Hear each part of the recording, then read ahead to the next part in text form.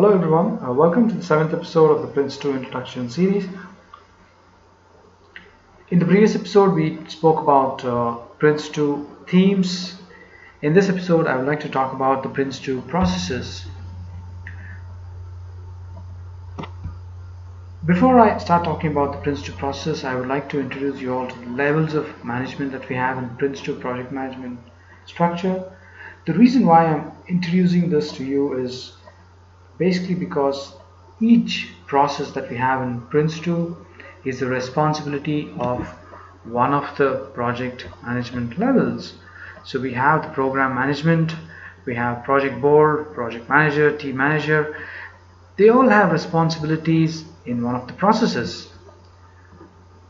So let's try and understand what these levels of management responsibilities are at a very high level.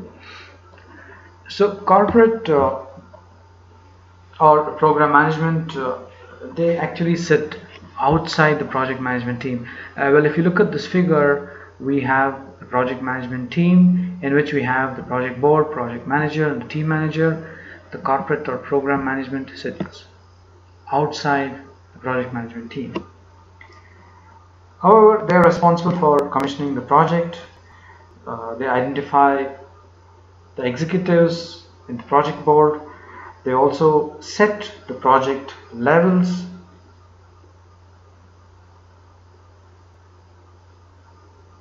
They also set the project level tolerances within which the project board will have to work. And all this information will be documented in the project mandate, which we will discuss later. And project board is responsible for the overall direction and management of the project. They obviously have to work within the constraints that are set out by the corporate or the program management level. The project board is accountable for the success of the project, and apart from being accountable, they are also responsible for approving all the major plans and the resources of the project. They also have to authorize any deviation that exceeds the stage tolerances, and they also approve the completion of each stage, and they also authorize the start of next stage. Well, if you remember, I was talking about managed by stages in Prince2 principles. So as you all are aware, Prince2 projects are managed in stages, and here project board is the one that's responsible for approving the completion of stage 1, and they authorize the start of the next stage. And then we have a project manager. He or she is responsible for the day-to-day management of the project. They have to again work within the constraints which are set out by the project board. The project manager's main responsibility is to ensure that the products are created within the constraints of times, cost, quality, scope, risk, and benefit. Then we have the team manager, who is basically responsible for producing the project's products. He accepts the work breakdown structure from the project manager and ensures that the deliverables are made within the acceptable constraints, and it is delivered according to plan. So this is the high-level introduction of the levels of management, and let's go to the processes. We have 7 processes which are starting up a project, directing a project, initiating a project, managing the stage boundary, controlling a stage, managing product delivery, and closing a project. So let's start looking at them one by one. Starting up a project.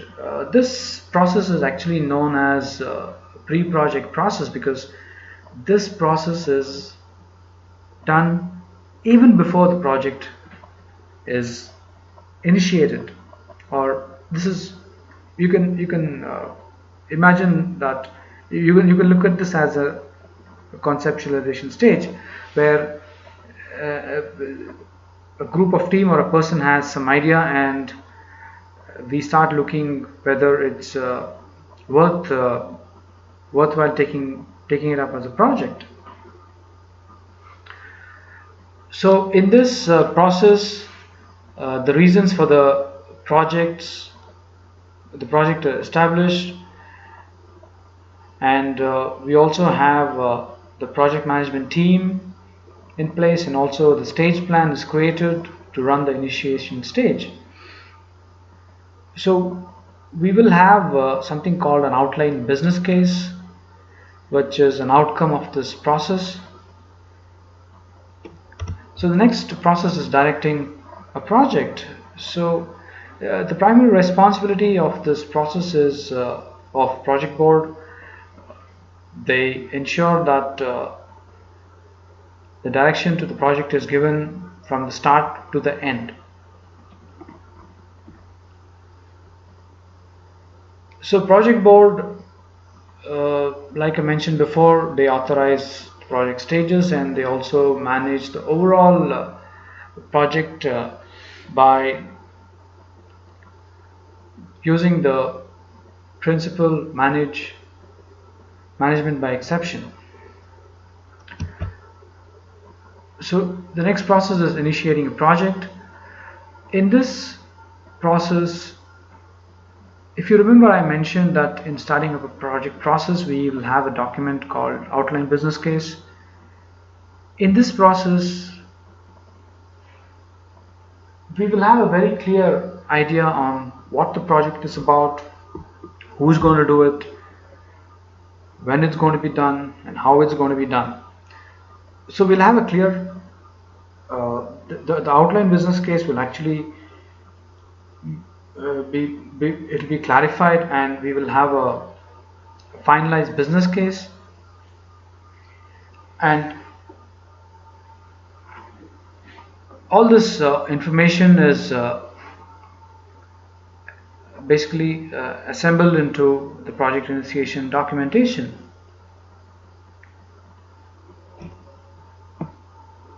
So the next process is managing a stage boundary. Well, if you remember the principles manage by stages, this is all about that. The managing a stage boundary process, it has basically two functions. You have to report on the performance on the current stage, and you have to plan for the next stage. So here the project board will check on how well the existing stage has done, and based on that it will take a decision whether the project should proceed, or in other words, whether the next stage should be initiated. So there will be some reports that are generated. We'll have an end stage report, and we'll also have the next stage plan that will be generated and submitted to the project board. Then we have controlling a stage, which is basically the responsibility of the project manager. He will have a handle on all the tasks that are being done, and he will take the required corrective or preventive actions, and he also ensures that any changes that come in are analyzed, and ensure that it will not impact the existing baseline of time, cost, and scope. And if there is a impact on this, these needs to be reported to the project board, or he can take a decision if it's within his tolerance limits. Then we have managing product delivery. This is primarily the responsibility of the team manager. In this process, the team manager ensures that the products are created, and all the work packages are executed, and it's delivered after the development and the testing is done to the project manager. So the next process is the closing a project process. Well, this is basically the wrapping up of a project, and in this process, there are a number of activities that actually take place. So the activities are: the end project report is generated, and the lessons learned are recorded, and it's archived. And also we will have the acceptance document that is signed off by the client, and all the output of this process will there'll be a final call that will be taken by the project board whether the project can be closed or not. So these are the processes that we have in Prince2 project management structure.